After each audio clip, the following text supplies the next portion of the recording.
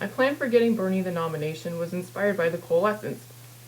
People on the left were really upset about it, especially Kyle Kulinski. He was acting like what the Democrats did was morally wrong or something like that.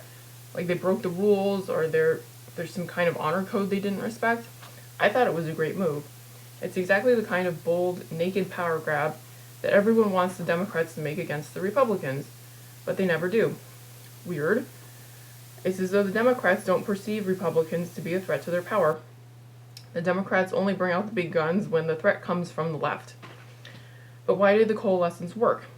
It turned out there was this silent majority of center-right, middle-class, mostly white voters aged 55 plus who claimed that they just want Trump gone, but they were paralyzed for like a year because they didn't know who to vote for. With 300 people running for the Democratic nomination, how do you know which one is the best one to defeat Trump, or whoever it is you think needs to be defeated? It was an impossible decision, especially if you're not on the left. Most people are not professional political analysts. They don't have time to study the records of all the candidates, analyze the polls, watch all the debates. This group of voters was waiting the whole time for some wise elder to come along and just tell them who to vote for. And the day before Super Tuesday, the word came down. It's Biden. And it was his friend, President Obama, who's very popular among the suburban people, who had stepped in and made the decision for the group. It was like a sci-fi movie. The message was transmitted directly into the brains of all the boomers and suburbanites. Vote for Biden. He's the electable one. And then they all started marching in lockstep to their polling places. I doubt that any of them could have explained why they were voting for Biden, but they all did it. He won states where he didn't even really campaign. It was astonishing how quickly that shift happened, and how mindless it was. All the exit polling showed that a majority of voters favored Bernie's agenda, but then they voted against their own interests because Trump. Of the 1,000 candidates who sought the nomination, why Biden? He's like literally the worst of all of them. He's got the worst record, he's the worst human being, he's losing his mind. How could anyone have thought he was the most electable? If defeating Trump is the suburban people's number one priority in this election, which they all claim, then what does Biden do in furtherance of that goal?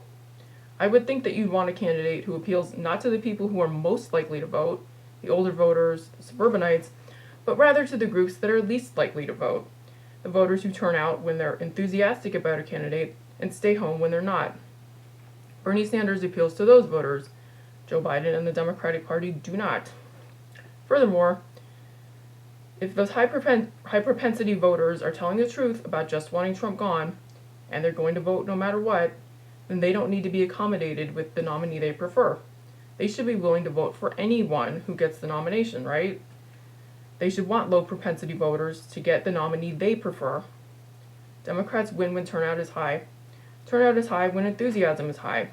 But none of that factored in when the transmission went out about Biden being the electable one. So how do we play this on the left? We're now in the position that the Democrats were in back in January and February. The nominee that's been shoved down everyone's throats is someone we don't want to vote for. He's not even fit to serve. But we're being told we have to vote for him because Trump. But for the good of the country, for the good of the Democratic Party as well. And to add insult to injury, we're being told to do the same thing we already did 4 years ago, which didn't work and was of no benefit to the left. Hillary Clinton is not president right now, even though the vast majority of us voted for her, but she and her minions continue to lie, to this day, about us failing to unify. So now we're supposed to vote for Hillary 2.0 with dementia and expect a different result? Why? Why are we still doing this? And I don't think I'm the only person on the left who feels this way.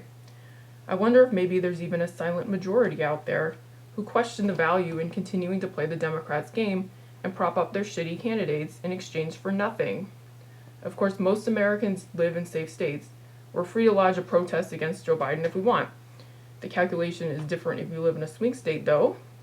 But that doesn't mean that every Biden supporter in those states wants to just blindly vote for Biden no matter what. The problem, of course, as always, is the left. There is no left. When the Democrats made their move before Super Tuesday, the left had no response.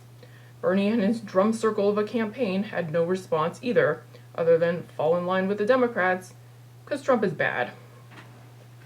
But just because Bernie's over it and is content to just be Joe Biden's lapdog doesn't mean that we have to let this go. I think that voters are actually willing to put more thought into the general election than Bernie is. 4 years ago, I wrestled with whether I should vote for Hillary, and that was a purely symbolic vote in California. Bernie supporters who live in swing states probably have been going back and forth for months about how they're going to vote. One such voter called into the Majority Report in May.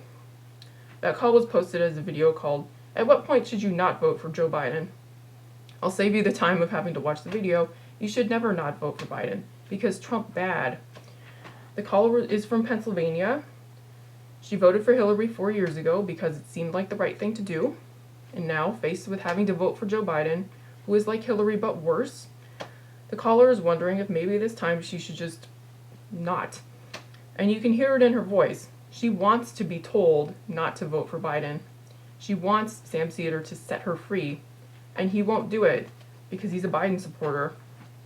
I think there is a silent majority of Bernie supporters out there who would really rather not vote for Biden, but they're waiting for someone to come along and make the decision for the group. I'm not talking about what happened 4 years ago, where individual Bernie supporters made the decision on their own not to vote for Hillary, and it never amounted to anything, even though the Democrats say that's what caused her to lose.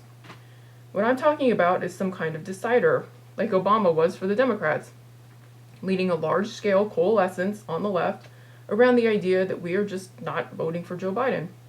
We're all doing it together. If you live in a swing state, you're not alone. You don't even have to make the decision. It will be made for you. And it's not on you if Trump gets reelected. We're all in this together, and we accept the consequences. So since March, some people on the left have floated the idea of withholding our votes from Biden unless we get some kind of concessions from him and or the party. It's mostly just said in passing. Nobody has any specifics about how that would work or what we're actually trying to achieve. I think it's a bad idea anyway. It's weak and destined to fail. Kyle Kulinski, for example, has been all over the place on this issue. Back in March, he said he would be willing to vote for Biden if his running mate was Bernie Sanders or Nina Turner. Kyle even had an online petition, because petitions always accomplish something. And then he was like, I'll vote for Biden if he'll just agree ahead of time to support a few policies that are important to the left, or agree to take action in his first 100 days via executive order on 1 or 2 issues. And then it got whittled down to, well, maybe Biden can legalize pot with an executive order, and that'll be enough of a concession. Then Kyle's position evolved again to, I'm not voting for Biden and he's going to lose. The Democrats can blame me, and in 4 years they should consult me about the next nominee. So there, Kyle has a plan. Cause Joe Biden to lose by not voting for him in the state of New York, and then wait around 4 years, at which time the Democratic Party will ask Mr. Secular Talk who the next nominee should be. I guess I didn't need to make this video at all, which is great because this is horrifying to me. I don't know how people do it every day. Anyway, the problem with all the policy concessions is that they depend entirely on Biden actually winning and then keeping his word. Nina Turner was on the Damage Report in June talking about how we have to hold Mr. Biden accountable if he becomes president. Mr. Biden, how respectful. If Rapey Joe actually does become president, there will be no way for us to hold him accountable on the issues because we will have already voted for him. We will no longer have the presidency as leverage over him. And don't tell me that we'll withhold our votes in 4 years if he doesn't deliver something in his first term. If we weren't willing to do that this time, we're not doing it in 4 years. And I don't think anybody's noticed this, but Biden hasn't actually made any policy concessions to us that we would need to hold him accountable on. I vaguely recall Hillary Clinton making more empty concessions to the left back in 2016. Biden's bullshit task force has produced some bullshit recommendations that are not what we want, and he's under no obligation to follow through on any of them.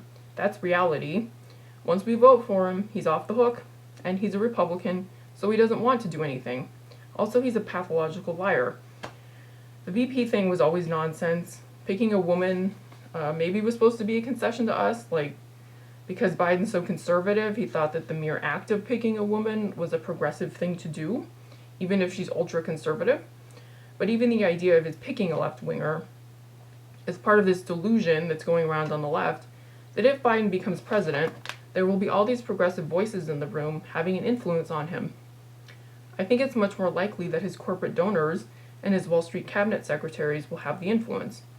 Also, what purpose does Joe Biden serve on a Biden-Sanders or Biden-Turner ticket? He's not delivering any particular demographics. High-propensity voters are going to vote no matter who the nominee is, or so they say. Low-propensity voters don't want to vote for Biden. Why does he need to be on the ticket at all? Because I'm ruthless, here's the only scenario in which I would vote for a ticket that had Joe Biden on it and a left-winger as his running mate. He would have to sign some kind of legally binding document that says that he will resign on Inauguration Day and leave the District of Columbia immediately.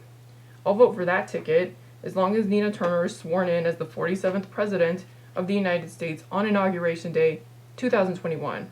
Sure. The policy concessions are also weak. I might even say they're pathetic.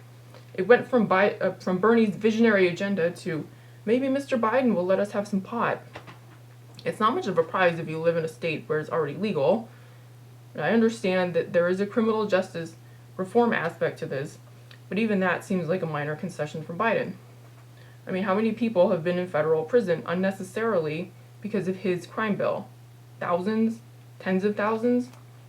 So he's not really being held accountable for any of that if he lets people go for pot convictions.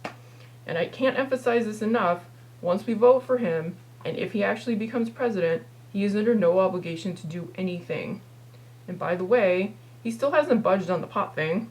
Even that is a bridge too far for him. This is the kind of guy we're dealing with here. And you think we're going to get concessions from him? Listen, if all it's going to take to get you to cave and vote for Joe Biden is a fantasy about progressive voices in the room or a little weed, you can drop the act of being a principled objector to the Democratic Party. You're pathetic. It's time to play hardball. The way I see it, the only concession worth extracting from Joe Biden and the Democratic Party is the nomination. So that's what we're going to do. We are not voting for Joe Biden. In fact, we're not going to vote for any Democratic candidates who endorse Biden. If the Democratic Party wants our votes in November, Joe Biden must drop out and Bernie Sanders must be installed as the nominee. And then we will all vote for him, and Donald Trump will no longer be president. There is no concession on policy or personnel that Biden can make. There is no other candidate that the party can sub in for Biden. The only Democratic presidential candidate that we are willing to vote for is Bernard Sanders. If we do not get our way, we will continue our efforts against Biden, and we will make him lose. And it will be the Democrats' fault, because they nominated him. On the off chance that he actually does become president, the campaign will continue. Not to hold him accountable on policy, which will not happen. No, the purpose of phase 2 of the campaign will be to get Biden removed from office as quickly as possible via the 25th Amendment, because he is not fit to serve. Or maybe Congress can remove him from office because of all the crimes he committed while he was vice president.